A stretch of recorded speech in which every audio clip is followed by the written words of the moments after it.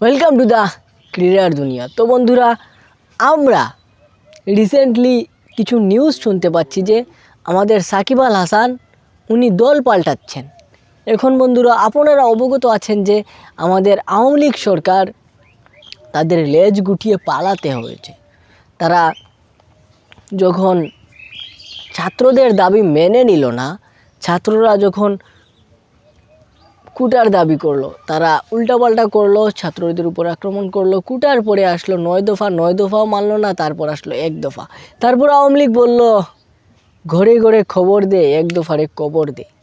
তারপর তাদেরই ভাগতে হলো। যাই হোক, এইটা আলোচনার বিষয় নয়। আলোচনার বিষয় হচ্ছে সেই আওয়ামী লীগ ভেঙে যাওয়ার কারণে বিপাকে পড়ে গেলেন কিন্তু আমাদের সাকিব আল হাসান, আমাদের মাশরাফি। তো মাশরাফি যেহেতু একজন নীতিবান ব্যক্তি, উনি কখনোই দল চেঞ্জ করবেন না, এটা আমরা জানি। কিন্তু সাকিব আল হাসান সম্পর্কে নিউজ আসতেছে। আমাদের ক্রীড়া সাংবাদিক মিস্টার রিয়াসাত আজিমও এই ব্যাপারে একটা নিউজ করেছেন যে সাকিব আল হাসান বিএনপিতে যোগ দিতে যাচ্ছেন কি না। অবশ্য রিয়াসাত আজিমকে আমি কখনোই বিশ্বাস করি না, কারণ উনি খুবই ফালতু একজন সাংবাদিক। যে কোনো সময় যে কোনো কিছু উনি ক্লিকবেট হিসেবে ইউজ করতে পছন্দ করেন। তো যাই হোক বন্ধুরা, আমাদের কথা হচ্ছে যে সাকিব আল হাসানের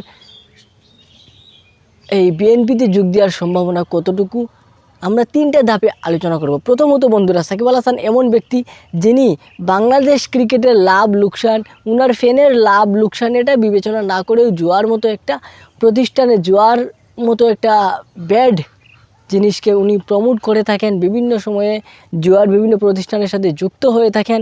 তাই উনার মধ্যে নীতি যদি আমরা খুঁজতে যাই, তাহলে সেটা হবে উলুবনে মুক্তা খোঁজার মতো। তাই এটাতে সুযোগ রয়েছে।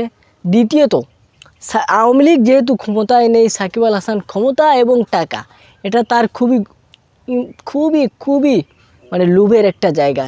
সাকিব আল হাসান ক্ষমতা এবং টাকা ছাড়া সাকিব আল হাসানকে আপনারা কল্পনা করতে পারবেন না। সাকিব আল হাসান থাকতে পারবেন না টাকা এবং ক্ষমতা ছাড়া।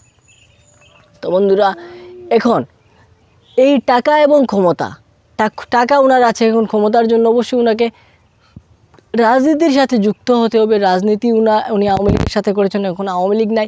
এখন আবার তার ক্ষমতার জন্য অবশ্যই উনি বিএনপির ধারস্থ হতে পারেন, কারণ আমরা দেখতে পাচ্ছি যে যদি কোনো সাধারণ নির্বাচন হয়, তাহলে বিএনপি জয়ের একটা সুযোগ রয়েছে নির্বাচনে।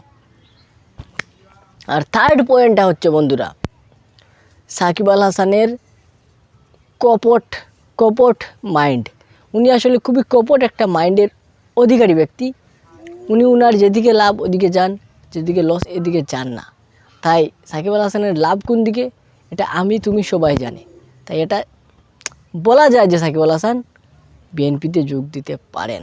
আপনারা কি মনে করেন অবশ্যই কমেন্টে জানিয়ে দেবেন। দেখা হচ্ছে নেক্সট ভিডিওতে। আজকের মতো বিদায়। আসসালামু আলাইকুম।